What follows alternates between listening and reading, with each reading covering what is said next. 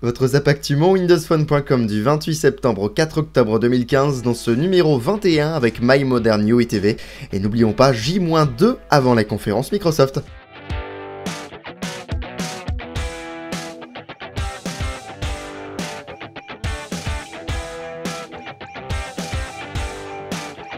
Pour commencer ce zap, nous allons évoquer rapidement quelques chiffres autour du Windows Store, puisque Microsoft a mis à jour son site Microsoft by Numbers.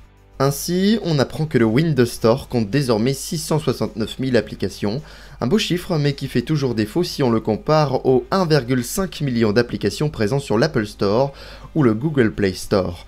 On apprend aussi que Windows 10 équipe 75 millions d'appareils, que Skype Translator est capable de traduire une conversation audio en temps réel dans 6 langues, que Xbox Live est utilisé par 48 millions de personnes dans 42 pays, que la messagerie Outlook.com compte 400 millions d'utilisateurs actifs, et enfin que la suite Office pour smartphone compte plus de 100 millions de téléchargements. Pour conclure avec ces beaux chiffres, notons que le développeur français RudyWin, connu pour ses excellentes applications telles que SysTag, SysSec, SysIn, Wikipédia et j'en passe, cumule à lui seul 16 millions de téléchargements sur Windows Phone. Bravo à lui pour cette réussite. Dans le sujet précédent, on évoquait le chiffre officiel de 75 millions de machines équipées de Windows 10. Cependant, selon une source non officielle proche de Microsoft, le cap des 100 millions de machines équipées de Windows 10 aurait été atteint. Un chiffre pour le moment non confirmé par Microsoft, mais qui semble tout à fait plausible. Ainsi, en seulement 2 mois, Microsoft aurait donc atteint 10% de l'objectif qu'il s'était fixé pour 2018, à savoir le milliard de machines tournant sous Windows 10. Notons aussi qu'au niveau de la régie Net Application, Windows 10 représenterait 6,63% de part de marché, soit une hausse de 1,4% par rapport au mois précédent. Évidemment, cette augmentation de part de marché de Windows 10 entraîne de manière automatique une baisse de la part de marché de Windows 7 et de Windows 8 d'environ 0,6% pour l'un et de 1,1% pour l'autre. Il n'y aura décidément plus un seul zap sans les Lumia 950 et 950 XL. Cette semaine, Microsoft a commis une soi-disant bourde sur son store britannique qui a listé par erreur les Lumia 950 et 950 XL, confirmant ainsi de nombreuses choses comme la résolution Quad HD, l'appareil photo de 20 mégapixels avec Optic 16, et enfin les 32 Go de mémoire interne extensible jusqu'à 2 Tera via microSD, ce qui est plutôt énorme. Notons aussi que des images des prototypes des Lumia 950 et 950 XL ont également circulé, révélant la prise en charge du double SIM, mais aussi la présence d'un triple flash LED sans les deux modèles. Je pense qu'il ne reste plus qu'à savoir si les futurs Lumia 950 seront commercialisés dans un format coloré ou non. Et décidément, les fuites d'images autour des futurs Lumia ne désemplissent pas, puisque nous avons encore le droit à des photos du Lumia 550 vues de face comme de dos. Cette photo que l'on doit encore à Evlix nous montre toujours la disponibilité de 2 couleurs, à savoir le noir et le blanc, mais nous espérons comme pour le Lumia 950 la présence d'autres couleurs dans cette nouvelle gamme Lumia. Rappelons que le Lumia 550 aurait un écran HD de 5 pouces, un processeur quad-core, un appareil photo arrière de 5 mégapixels avec flash LED et autofocus, un appareil photo avant de 2 mégapixels, 8 Go de mémoire interne extensible via microSD, 1 Go de RAM et enfin une batterie de 1905 mAh avec charge rapide, le tout pour un tarif de 120 € selon les dernières rumeurs. Cette nouvelle va faire plaisir à certains, mais va aussi en horrifier plus d'un. Comme vous le savez, sous Windows 10 Mobile, on peut installer et faire tourner des applications développées pour Android. Cependant, d'après le site Windows Mobile Power User, un bug dans le runtime Android permettrait l'installation complète du système robot vert. Notons tout de même que cette installation est permise uniquement grâce à des autorisations et des outils que seul Microsoft possède. D'ailleurs, Microsoft serait, selon les informations, sur le point de corriger ce bug, supprimant ainsi définitivement cette possibilité jugée contre nature par certains. Si vous suivez l'actualité de Windows Phone, et plus particulièrement de l'évolution de Windows 10 Mobile, vous êtes normalement au courant qu'au départ, une grande tuile carrée ainsi qu'une double tuile verticale avait fait son apparition via notamment l'application Contact. Microsoft avait à l'époque déclaré que ces nouvelles tailles de tuiles étaient de l'expérimentation. D'ailleurs, elles ont même complètement disparu des previews des Windows 10 Mobile qui ont suivi. Mais bonne nouvelle, puisque dans la documentation de Microsoft, on apprend qu'une de ces tuiles, à savoir la grande tuile carrée, sera bel et bien de la partie dans Windows 10 Mobile. Ainsi, le format grande tuile 4x4 s'ajoute désormais aux 3 autres tailles de tuiles actuellement disponibles sur Windows Phone. Il ne reste donc plus qu'à attendre une compatibilité des applications avec celle-ci. La semaine dernière, on vous proposait de gagner une carte Windows Store d'une valeur de 10 €. Vous avez été 136 à participer à ce concours lors du tirage qui a eu lieu ce dimanche 4 octobre 2015 à 2h15 du matin. Et le gagnant tiré au sort est donc Brice Desgard. Bravo à toi. Pour les autres, pas d'inquiétude, nous avons encore beaucoup de concours à vous proposer dans les prochaines semaines. Microsoft tiendra en Russie son événement Tech Days, destiné essentiellement aux développeurs, et sur la page russe des Tech Days, nous avons appris que Microsoft organisera une compétition de développeurs autour d'un mystérieux objet nommé Microsoft VR Kit. Selon les informations, ce fameux Microsoft VR Kit serait tout simplement un équivalent du Google Cardboard, permettant pour une très faible somme de profiter de la réalité virtuelle en insérant son téléphone dans l'objet. Pour faire simple, c'est une sorte d'Oculus Rift accessible, puisque que ce soit le Cardboard de Google ou le potentiel futur VR Kit de Microsoft, l'objet est fait en carton, une excellente nouvelle qui va permettre de démocratiser la réalité virtuelle auprès de tous. Évidemment, on espère que du côté applicatif, les développeurs suivront pour proposer du contenu applicatif adapté. Gabriel Hall, le monsieur Windows Insider, a répondu à un petit tweet pour nous informer qu'aucune nouvelle build de Windows 10 Mobile serait publiée avant la conférence Microsoft du 6 octobre au minimum. Les Insiders mobiles devront donc garder la build 10536 pendant encore quelques jours, voire quelques semaines. En tout cas, on peut se poser la question si des nouveautés logicielles nous ont été cachées, afin d'en faire une surprise et une présentation lors de la conférence. Réponse dans toujours 2 jours. Skype Translator, l'application de Microsoft vous permettant de réaliser des appels audio dans 2 langues différentes grâce à une traduction instantanée des propos de votre interlocuteur dans votre langue, va prochainement évoluer. En effet, l'équipe Skype a annoncé que cette impressionnante et merveilleuse fonctionnalité serait accessible à tous directement dans le logiciel Skype classique. Le lancement de la fonctionnalité s'effectuera via une petite icône qui apparaîtra en haut à droite. Pour rappel, Skype Translator est capable de traduire vocalement à la volée l'anglais, le français, l'allemand, l'italien, l'espagnol et le chinois mandarin, mais prend également en charge la traduction écrite dans plus de 50 langues. C'est donc une belle fonctionnalité signée Microsoft qui permet à Skype de se démarquer de ses concurrents.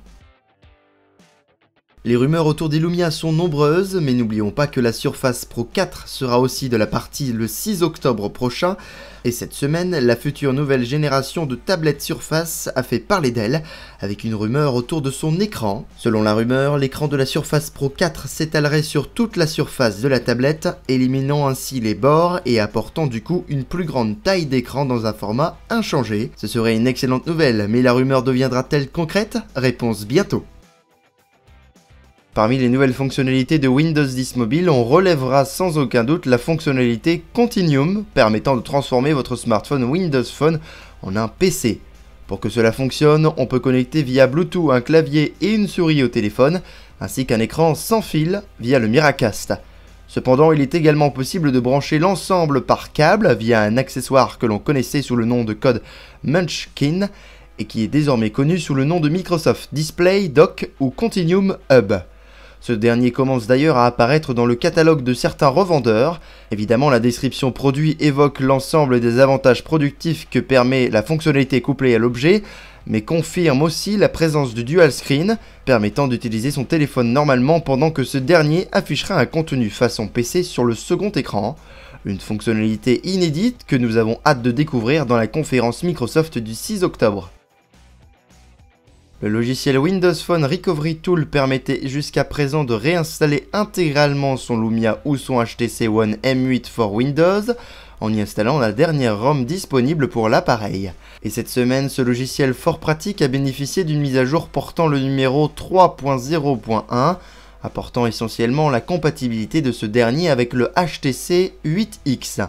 Une bonne nouvelle qui permettra enfin aux possesseurs du HTC 8X de réinstaller intégralement le système sur leur téléphone. Il ne manque donc plus qu'une compatibilité intégrale du logiciel avec l'ensemble des modèles et constructeurs du marché Windows Phone, afin que ce dernier soit parfait. Notons que le logiciel en a profité pour changer de nom, passant de Windows Phone Recovery Tool à Windows Device Recovery Tool.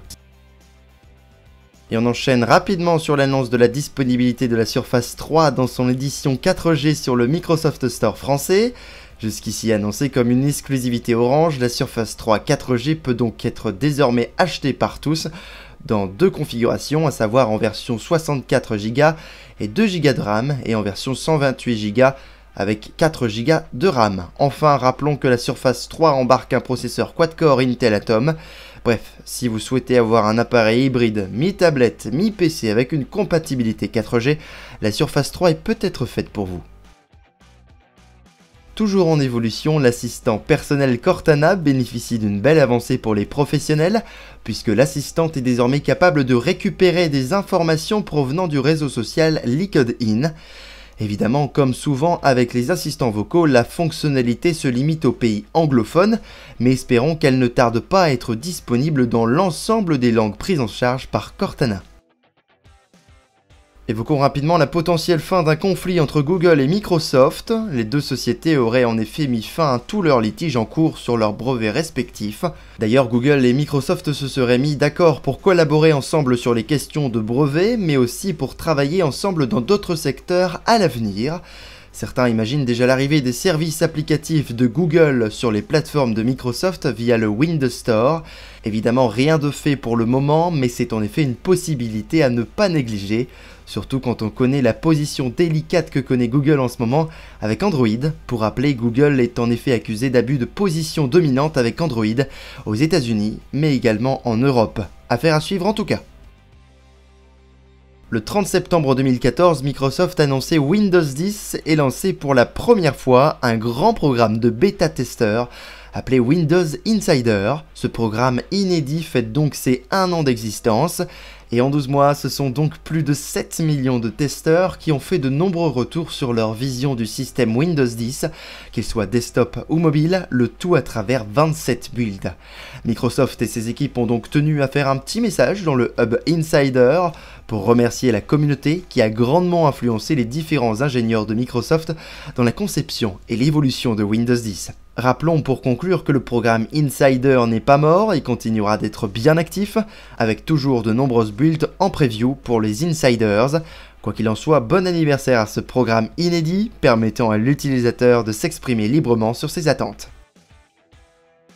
Lors du lancement de Windows 10, une polémique autour de la vie privée a éclaté sur ce dernier. Aujourd'hui, Microsoft a donc décidé d'éclaircir la situation autour de son populaire nouveau bébé. Ainsi, la société explique que Windows 10 recueille et doit recueillir de nombreuses informations afin d'en améliorer le système, mais que l'utilisateur a la possibilité de conserver le contrôle intégral des renseignements requis. Microsoft évoque 3 exemples concrets pour lesquels ces informations sont utiles.